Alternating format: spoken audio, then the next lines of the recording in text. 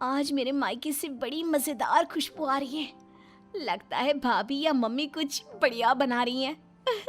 चलो जाकर देखती हूँ और लगे हाथ खाकर भी आ जाऊंगी। मायरा घर से बाहर निकलने ही वाली होती है कि पीछे से उसकी सास आ जाती है। ओ मैडम, कहाँ निकली आपकी सवारी? हैं? माँ जी, दरअसल वो ना आज मायके में भाभी को थोड़ा सा पेट दर्द हो गया है। बस वही तो, एक अच्छी ननद होने का फर्ज निभाते हुए उनका हाल चाल पूछने जा रही हूँ मैं। कोई जरूरत नहीं है। रोज तेरे मायके में किसी न किसी की तबीयत खराब हो ही जाती है और रोज तू फुदक के चली जाती है। हमारी ही अकल पर पत्थर पड़े थे जो पड़ोस की लड़की को ही बहू बना लिया। अब आपका मायका 100 किलोमीटर दूर है, उसमें मेरा क्या कसूर? आपका खाना बना दिया है, आटा भी गूंद दिया है, गर्मा गर्म फुल्की बनाकर खा लेना ना आप। ये है मयूरा, जिसका मायका और ससुराल दोनों भी आस पड़ोस में 2 मिनट की दूरी पर है, जिसका पूरा पूरा फायदा उठाते हुए मयूरा हर दिन मायके के चक्कर लगाती रहती है। हेलो मम्मी, हाय भाभी, क्या बात है? आज तो बड़े ही शाही और लजीज पकवान बने जा रहे हैं। कोई दावत शावत है क्या आज हमारे घर पर? खुशबू आई नहीं कि चली आ गई महारानी चींटियों की तरह सूंघती हुई। अरे बेटा, तेरे भाई का प्रमोशन हो गया है, इसी खुशी में उसके मनपसंद पकवान बना रहे हैं। बस आ जाती तू भी, दामाद जी और समधी समदन जी को भी न्योता दे दे। पर मम्मी जी, हमें थोड़ी ना पता था कि ये सब आएंगे। मैंने तो वैसे भी खाना कम ही बनाया है। क्या भाभी, अब आपको ये तो पता है कि मेरा ससुराल पड़ोस में ही है, और आपको तो मैंने कह कर रखा है ना कि मेरे 2 एक्स्ट्रा फुलके सेक कर रख दिया करो। मुझे मम्मी के हाथ की बनी सब्जियां कितनी पसंद है। आई बड़ी महारानी। ऐसे ही मयूरा आधा दिन अपने ससुराल में और आधा दिन अपने मायके में गुजारती रहती। एक दिन सुबह नाश्ते के दौरान मयूरा के ससुर धनराज और पति श्लोक, अरे मयूरा, ये क्या? ये पराठा तो आधा कच्चा है और मेरा पराठा तो कुछ ज्यादा ही एक्स्ट्रा पक गया है, जो जल गया है। कोयले से भी काला हो गया। ये तो होगा भी क्यों नहीं। ये करम जली सुबह सारा काम ऐसे ही फटाफट गड़बड़ी में जैसे तैसे निपटाकर अपने मायके भाग जाती है। इससे क्या फर्क पड़ता है? सास को अगर चक्कर आ गए दिन दहाड़े, तब कौन आएगा बचाने? ओ कम ऑन माँ जी, चक्कर, और वो भी आपको? दिन भर आप हर आधे घंटे में कुछ न कुछ खाती रहती हो और फिर भी मुझे ताने कस रही हो। Very bad. तो तू कौन सी गुड है, हैं? आई बड़ी। वहाँ मायके के घर में वंदना अपने पति यानी मयूरा के भाई गोपाल से कहती है, गोपाल, तुम ना तुम्हारी प्यारी बहन को समझा कर रखो। अरे तीज त्योहार, रक्षाबंधन, दीपावली, इन सब पे अपने मायके आए तो ठीक लगता है, लेकिन ये मैडम, ये तो रोज ही चली आती है मुंह उठाए। अरे सोचिए मम्मी जी, अगर मैं भी रोज इस तरह अपने मायके जाऊं तो आपको ये सही लगेगा? नहीं ना? फिर वंदना सही कह रही है मम्मी, जरा इस बात पर गौर फरमाइए। हाँ बेटा, मुझे पता है। उस दिन तो गली की औरतें भी सब्जी वाले के यहाँ गप्पे लड़ाते हुए बातें बना रही थी कि मयूरा तो दिन भर सिर्फ अपने मायके में ही रहती है। आज उसे आने दो, मीठे बोल से ही समझाऊंगी, समझ जाएगी वो। फिर जब मयूरा मायके आती है तो, मम्मी, आपको तो कोई दिक्कत नहीं है ना मेरे इस तरह आपसे मिलने यहाँ आने से? ये देख सरोज का मन ममता के मुंह में आ जाता है। ना बेटी ना, तू ऐसा क्यों सोच रही है और तेरी आंखें नम क्यों हैं? तू क्यों रो रही है बेटा? समधन जी ने कुछ कहा है क्या? उफ़ो, ये मम्मी जी भी ना, उन्होंने एक आंसू गिराया नहीं कि पिघल गई। नहीं मम्मी, किसी ने कुछ नहीं कहा, बस आज आपकी बहुत याद आ गई। रोज आपसे मिलती ही हूँ, लेकिन आज पता नहीं क्या हुआ। और इसी के साथ सरोज अपनी बेटी को कुछ नहीं बोल पाती, और अब मयूरा का मायके में आना जाना इतना बढ़ जाता है कि वो मायके के फैसलों में भी दखल अंदाजी देने लगती है। तभी वहाँ पर बरखा आती है। अगर इतना ही परेशान हो तो उसे घर के अंदर आने ही क्यों देते हो? वो एक पाँव अपने मायके की नाव में रखती है और एक पाँव अपने ससुराल की नाव में। अगर एक नाव हटा दे तो ना चाहते हुए भी उसे दोनों पैर एक ही नाव में रखने होंगे ना। हाँ काकी, एकदम बराबर बात कर रही हैं आप। लेकिन समधन जी, आप अपनी बेटी के मुंह पे दरवाजा लगा पाती क्या? देखिए, मुझे वो सब नहीं पता। अब उसका पूरा संसार उसके ससुराल में बस चुका है। उसे वहां ध्यान देना चाहिए, ना कि इधर मायके में। और इसलिए आप ही हो, उसे यहाँ आने पर आप ही को रोक टोक लगानी होगी। बस यही कहने आई थी। नमस्ते। अगले दिन ससुराल में बरखा की तबीयत खराब हो जाती है और मयूरा उसे बिस्तर पर ऐसे ही छोड़कर मायके भागती है। चली गई मायके, अपनी बीमार सास को बिस्तर पर छोड़कर, निकम्मी कहीं की। रात में जब धनराज और श्लोक दफ्तर से घर लौटते हैं, तब वो देखते हैं कि मयूरा घर पर नहीं है और बरखा अपने कमरे में बुखार से तप रही है। और तो और घर में कुछ खाना तक नहीं बनाया है। आज तो हद ही कर दी मयूरा बहू ने। अरे काम काज का नहीं, लेकिन कम से कम अपनी सास की तबीयत का तो लिहाज रख लिया होता। कोई फिक्र, कोई चिंता नहीं। आप ही ने तो चुनी थी ना ये बहू।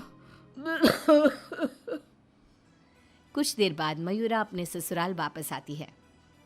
मयूरा, घड़ी देखी तुमने? हाँ, घड़ी में 2 सुइयां एक साथ कितनी प्यारी लगती है ना। बिल्कुल आपकी और मेरी जोड़ी की तरह। मैं मजाक के मूड में बिल्कुल नहीं हूं मयूरा। तुम्हारा ये मायके से ससुराल, ससुराल से मायके घूमने का तमाशा बहुत हो गया। ये सब कब खत्म होगा? तुम्हें अंदाजा भी है, माँ अंदर 103 बुखार से तप रही है और तुम सुबह से अपने मायके में हो। बहू, अच्छा होगा कि तुम मायके जाना कम कर दो, वरना कहीं ऐसा ना हो कि एक दिन दोनों तरफ की रिश्तों की डोर टूट जाए और तुम बीच में ही लटकी रह जाओ। जी पापा जी, आप टेंशन मत लो। मैं मायके जाना तो नहीं छोड़ सकती, लेकिन मैं अपना बहु धर्म अब अच्छे से निभाऊंगी। मैं रोज माँ जी का एकदम हल्की नाजुक पत्ते की तरह ख्याल रखूंगी और आप लोगों को शिकायत का मौका भी नहीं दूंगी। पर मयूरा तो आखिर मयूरा है, इतनी जल्दी कैसे उसे किसी की बात समझ में आ जाती? ये तो उसके डिक्शनरी में था ही नहीं।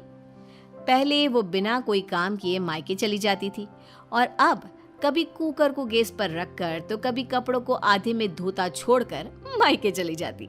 उसकी इन हरकतों से ससुराल और मायके वालों को तो पहले से ही परेशानी थी। अब तो आस-पास की औरतों के लिए भी मयूरा अच्छी खासी शाम की चाय की गॉसिप बन गई थी। अरे वो सरोज बहन की बिटिया मयूरा, कभी इस डाली तो कभी उस डाली फुदकती रहती है। मुझे तो दिन भर अपनी खिड़की से उसका ये सर्कस देखने में बहुत मजा आता है। अरे मैंने तो सुना है उसकी भाभी वंदना अपनी ननद को एक आंख पसंद नहीं करती। दरअसल मेरी बहू काजल और वंदना ना सहेलियां हैं, इसीलिए पता चला। पर मानना पड़ेगा सरोज को, बहुत अच्छे गुण दिए हैं उसने अपनी बेटी को। तभी वहां से गुजर रही सरोज सभी औरतों की बातों को कान लगाकर सुन लेती है और रुककर उन्हें चिल्लाते हुए कहती है, क्यों रे कलम हुईओ, तुम लोगों को क्या अपनी घर गृहस्थी नहीं है जो रोज शाम को हमारी गृहस्थी की चर्चा लेकर बैठ जाती हो? हैं? बेवकूफ औरतें, पहले खुद के घर में ठीक से देख लो, फिर दूसरे के घरों में झांको। क्यों सल्ला बहन, आपका बेटा तो रोज रात को नशे में धुत लुढ़कता हुआ घर वापस आता है ना? हमने कभी कुछ बोला? और जानकी बहन, आपकी बेटी का इस महीने का 5वां बॉयफ्रेंड उसे रोज गली के कोने पर छोड़ने आता है, लेकिन हमने तो कोई बात नहीं बनाई। इतना बोलकर सरोज वहां से चली जाती है, लेकिन अब पानी सर के ऊपर जा चुका था और थक हार कर परेशान होकर दोनों परिवार वाले आपस में एक साथ मिलकर मयूरा के बारे में बात करते हैं। श्लोक, हमने बहुत बार कोशिश की कि हम मयूरा को रोके मायके आने से, लेकिन वो इतनी ढीठ है कि हमारी बातों को कान के पीछे ही डाले जा रही है। अब पता नहीं वो ये सब जानबूझकर कर रही है या फिर सच में। समधन जी, समधी जी, अब जो भी हल निकालना है आप ही निकाल सकते हैं। दामाद जी कुछ तो कीजिए। कुछ तो आपको करना चाहिए था सरोज जी। अरे बरखा, जैसे हम बहू को रस्सी से बांध कर नहीं रख सकते, वैसे ही एक माँ होने के नाते सरोज जी भी मयूरा को मायके में प्रवेश करने से नहीं रोक सकती। अरे उसने पूरा बचपन बिताया है वहां पर। लेकिन अब नहीं, अब तो इस सब का एक ही रास्ता है। जो काम मैंने 1 साल पहले नहीं किया था वो मैं अब करूंगा। ऐसा क्या कर लेगा तू बेटा? मुझे कंपनी की तरफ से चिरौलीपुरा में ट्रांसफर लेटर दिया गया था, वो भी दुगनी सैलरी के बेसिस पर। लेकिन 1 साल पहले आई इस ऑफर को मैंने मयूरा की खुशियों के लिए ठुकरा दिया था, क्योंकि अगर हम यहाँ से कहीं और जाकर शिफ्ट हो गए तो वो अपने मायके को मिस करेगी। तभी शादी भी नहीं थी, और अब ऐसा कुछ भी नहीं है। तो तुम ये कहना चाह रहे हो कि तुम सब यानी मयूरा के ससुराल वाले अब उसके मायके से दूर चले जाएंगे? जी हाँ, मैं इस ऑफर को अभी भी एक्सेप्ट कर सकता हूँ, और फिर हम सब यहाँ से चले जाएंगे। अब हम और कर भी क्या सकते हैं? अगर मयूरा को अपने मायके जाने से रोकना है तो बेहतर यही होगा कि उसके पड़ोस के ससुराल को दूर ले जाए और उसके ससुराल वाले ही अलग जाकर रहे, जिससे वो रोज अपने मायके नहीं जा पाएगी। सभी श्लोक के इस फैसले पर सहमति जताते हैं और फिर मयूरा अपने पति की ट्रांसफर की वजह से शिफ्ट होने की बात को साधारण समझकर अपने मायके से दूर चली जाती है। जो भी कहो, सही मायनों में बहू विदा करके तो मैं अब लाई हूँ। बस गुलशन, बहुत हुआ तुम्हारा। घर में घर का खाना ही मिलेगा। 5 स्टार के एक्सपेक्टेशंस क्यों रख रहे हो? हाँ, मुझे किसी पागल कुत्ते ने नहीं काटा जो हर बार तुम्हारी बकवास सुनती रहूं। क्या बकवास की मैंने? हाँ, क्या बकवास की मैंने? सही तो कह रहा हूँ। दिन भर काम काज करके इंसान थका हारा घर आए और उसे ये फीका बेस्वाद खाना मिले। मेरी तो किस्मत ही फूटी है। मेकअप और फैशन की तो पूरी हिस्ट्री ज्योग्राफी पता है तुम्हें, पर खाना बनाने में एकदम जीरो नॉलेज है। ठीक है गुलशन, कर लो किसी और नई लड़की से शादी या रख लो कोई नई मेड।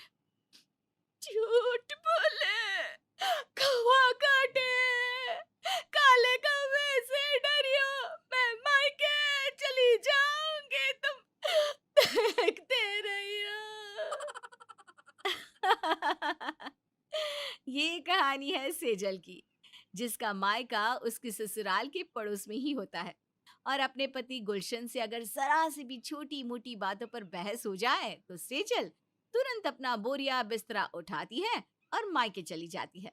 गुलशन जब उसके खाने की बुराई करता है तब भी वो रोते रोते मायके चली जाती है। मायके जाकर वो सबको गुलशन के बारे में बताती है।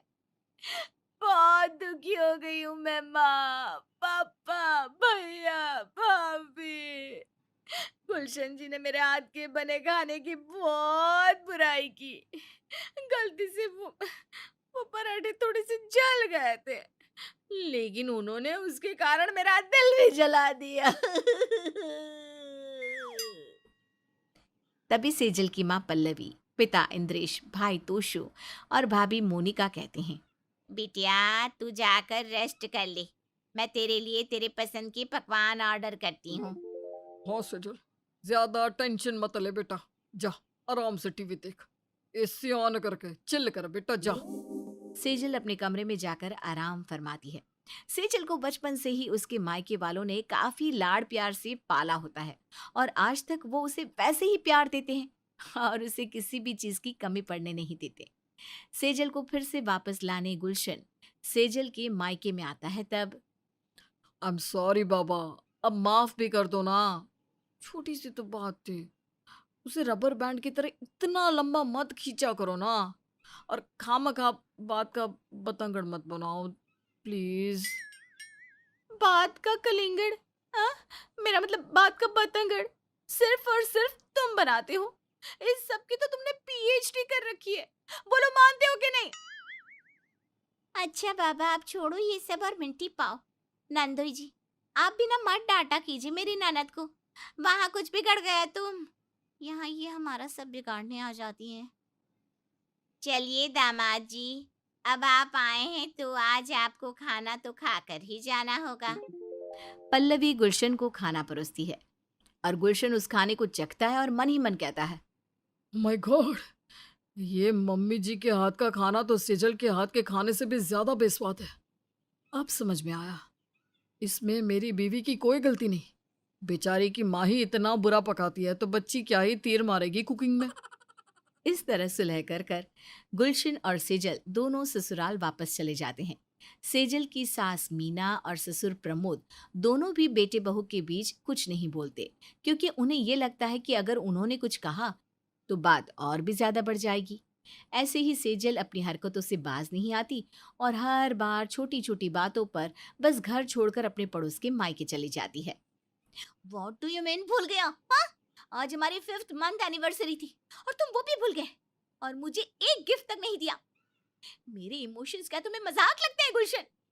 तुम्हें तो मैं एक दिन ना गुल ही कर दूंगी। अरे यार सेजल, दुनिया में सिर्फ इकलौती तुम ही होगी जो हर महीने की एनिवर्सरी को सेलिब्रेट करती हो। अब इंसान क्या क्या याद रखे। चुप बैठो तुम। मेरा दिल तोड़ने की कोई कसर नहीं छोड़ती तुम। आई हेट यू गुलशन, जा रही हूँ मैं। सेजल अपना बैग उठाकर फिर से मायके चली जाती है। हे भगवान, ये सेजल बहू भी ना। अरे सेजल बहू रुको। ओ जी रुकिए तो। बहुत ससुर नंबर 1 बनने का शौक चढ़ा है क्या है? चुपचाप यहीं पर रहिए। इन दोनों बेवकूफों के बीच जो पड़ा वो खुद भी बेवकूफ बन जाएगा। पागलपंती चलती ही रहती है बस इस घर में। कल मुही करम चली कहीं की। एक बार में ही क्यों नहीं चली जाती अपने मायके, समझ में नहीं आता। अब फिर से सेजल जाकर अपने मायके वालों को गुलशन और उसके झगड़े के बारे में बताती है। आस पड़ोस वाले भी जब घर पर मीना से मिलने आते हैं तब सेजल की गैर मौजूदगी को देखकर कहते हैं, अरे मीना बहन, फिर से तेरे बेटे बहू में लड़ाई हो गई क्या? भाग गई क्या वो अपने मायके में? सेजल को तो अच्छा ही है, जरा कुछ हुआ नहीं कि मुंह उठा कर निकल लो अपने मायके में। और एक हमारा मायका कोसों दूर है। मोहल्ले में धीरे धीरे ये बात सभी को पता चलने लगती है कि सेजल बात बात पर मायके चली जाती है, जिससे गुलशन और मीना को बहुत गुस्सा आता है। कब से फोन कॉल कर रहा हूँ, मैडम कॉल भी नहीं उठा रही। तुझे ही बड़ी मस्ती चढ़ी थी ना उस मनहूस के साथ शादी करने की। अरे शादी ब्याह में छोटी छोटी बातों पर झगड़ा तो हर मियाँ बीवी के बीच होता है। प्रमोद जी और मैं तो आज तक लड़ते हैं, वो भी रोज। लेकिन ये बात बात पर मायके चले जाना और वहां जाकर अपने पति की बुराई करना, ये बिल्कुल शोभा नहीं देता। पूरे मोहल्ले में तो हमारी नाक कट गई है। माँ आई एम सॉरी, सेजल की वजह से आपको भी प्रॉब्लम। जा गुल्लू बेटा, जाकर सेजल बहू को वापस लिया। ऐसे बहू का ससुराल को छोड़कर मायके में रहना अच्छा नहीं लगता। लोग नाम रखेंगे। कोई जरूरत नहीं है। ओ ससुर नंबर 1, क्या लोग नाम रखेंगे हैं? लोगों ने नाम वाम सब रख दिया है। पूरी इज्जत की धज्जियां उड़ चुकी है। गुलशन बेटा, तुझे मेरी कसम, तू उस नालायक लड़की को लेने नहीं जाएगा। अगर उसे अब आना है तो वो खुद चल कर आएगी। गुलशन दुविधा में फंस जाता है। मीना उसे साफ साफ सेजल को वापस लाने से मना करती है।